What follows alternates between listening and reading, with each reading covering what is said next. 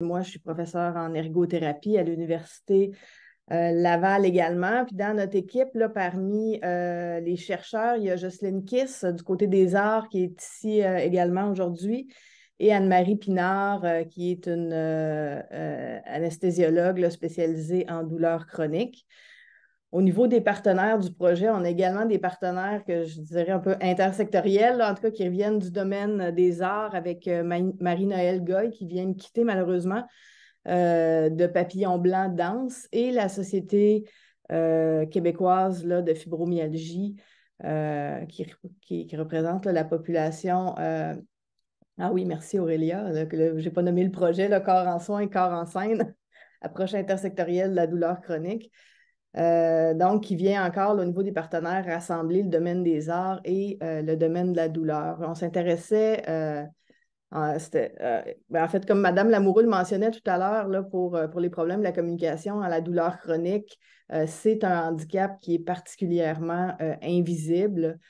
Donc, on s'intéresse aux arts comme une façon de permettre une communication en lien avec la douleur, puis je dirais à deux niveaux, là, qui rejoignent deux objectifs du projet. D'une part, euh, d'offrir un moyen de communication aux personnes qui vivent avec une douleur chronique vis-à-vis de leurs proches, leurs collègues, leurs familles, mais aussi des professionnels de la santé qui interviennent avec eux, qui ne comprennent pas toujours nécessairement si bien ce qu'ils vivent au quotidien.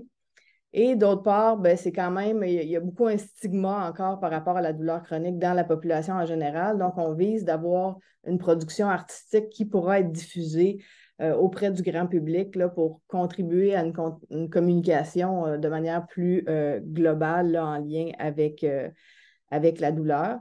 Donc, on est actuellement en construction des ateliers. Là. J'ai nommé les partenaires principaux, mais il y a toute une série d'artistes qui sont impliqués dans le projet, qui sont tous des gens qui ont quand même une certaine expérience d'avoir travaillé avec des populations, par exemple dans des CHSLD, avec des gens qui sont en soins palliatifs, donc avec différentes populations qui vivent des problématiques de santé, mais qui n'avaient pas d'expérience spécifiquement avec la douleur chronique.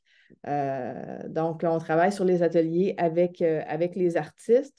Une chose intéressante, c'est que les artistes avaient beaucoup œuvré dans des milieux institutionnels, alors que nous, on souhaite déployer des ateliers dans la communauté avec une population qui n'est pas nécessairement suivie de façon très étroite là, par des professionnels de la santé, ce qui nous a soulevé certains enjeux éthiques, hein, parce qu'on sait que l'art, ben, si on vise à utiliser l'art comme moyen de communication, ça peut déclencher quand même certaines émotions là, chez les personnes qui participent à ce projet-là.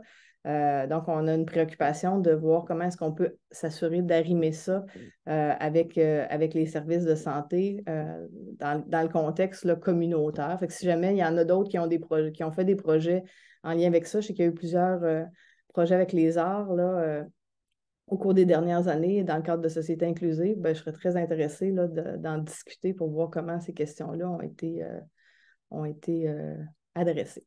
Donc, je vais m'arrêter ici.